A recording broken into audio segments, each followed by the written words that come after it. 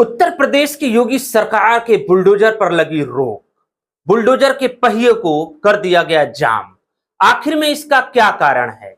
इस कारण को अगर समझने का प्रयास करते हैं तो सीधे तौर पर सुप्रीम कोर्ट के एक बेंच के द्वारा योगी सरकार को जब फटकार लगाई गई और उन्हें तत्काल प्रभाव से बहराइच में अपने बुलडोजर को रोकने का आदेश देना पड़ा। अब इस मुद्दे को अगर समझने का प्रयास करते हैं तो क्या सच में जो कि जिस प्रकार से उत्तर प्रदेश के योगी सरकार की बुलडोजर अपराधियों के, वांछितों के और आरोपियों के घर पर निसंकोच चलाई जा रही थी, क्या वह अब वास्तव में रोक दी गई है? क्या अब वह भविष्य में कभी नहीं चलेगी? क्या कुछ सुप्रीम कोर्ट ने उत्तर प्रदेश के योगी सरकार को फटकार लगाते हुए कहा? इस बात को हम सीधे तौर पर समझेंगे उत्तर प्रदेश के बहराइच में हुए हिंसे से जोड़कर, क्योंकि सुप्रीम कोर्ट बहराइच हिंसे में हुए बुलडोजर कार्रवाई पर सख्त होते हुए उत्तर प्रदेश के योगी सरकार की बुलडोजर पर तत्काल प्रभाव से रोक लगा दी। हुआ क्यों?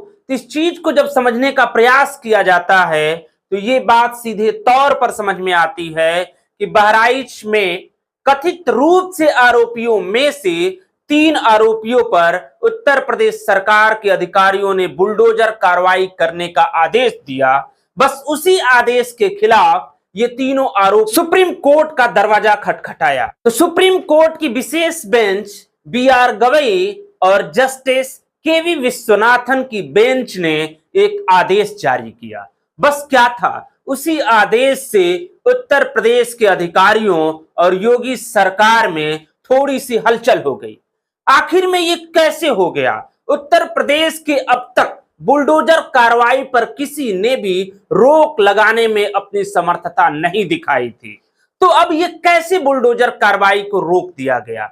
इस पहलू को जब समझने का प्रयास करते हैं तो उत्तर प्रदेश सरकार की तरफ से ASG additional solicitor general KM. Natarajan जब उत्तर प्रदेश सरकार की तरफ से अपने पहलू को रख रहे थे तो बस उन्हीं की बातों को हस्तक्षेप करते हुए स्पेशल जो सुप्रीम कोर्ट की बेंच थी, जस्टिस मिस्टर गवई और जस्टिस मिस्टर विश्वनाथन की बेंच ने उन्हें फटकार लगाते हुए कही कि अगली सुनवाई की तारीख 23 अक्टूबर तक अब बुलडोजर की कार्रवाई नहीं होनी चाहिए। और सुप्रीम कोर्ट के जस्टिस बी.आर. गवई यही नहीं रुके, उत्तर प्रदेश सरकार के एडिशनल सॉलिसिटर जनरल के.एम.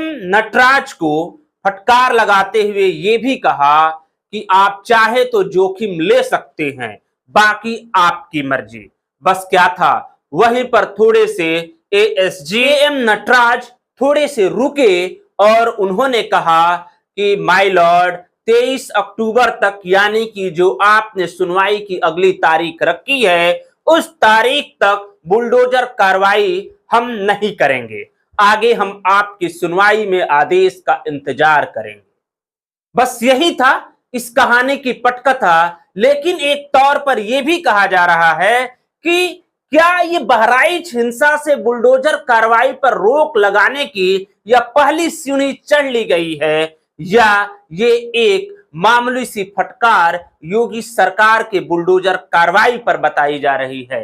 हालांकि अब तक इस कार्रवाई पर और सुप्रीम कोर्ट के इस आदेश पर अभी तक किसी नेता की प्रतिक्रिया नहीं आई है। और आज ही 23 अक्टूबर है, आज ही सुप्रीम कोर्ट की स्पेशल बेंच बहराइच हिंसा में कथित रूप से आरोपियों में 3 आरोपियों पर जो बुलडोजर कार्रवाई होना है उन पर यह अगली सुनवाई की तारीख आज होने के कारण आज आदेश जो भी आता है उस पर हम आपको अपडेट देते रहेंगे। लेकिन फिलहाल में अगर बहराइच हिंसा पर थोड़ा सा प्रकाश डाला जाए तो यह बात समझना जरूरी है कि आखिर में बहराइच हिंसा कैसे हुई।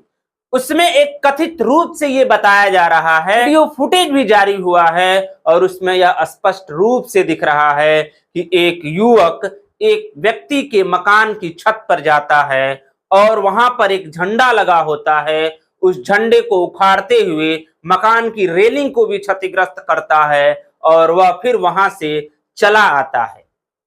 इसके बाद ये भी कहा जा रहा है कि एक भीड़ का हिस्सा उस व्यक्ति का पीछा करती है और उसको जान से मार देती है।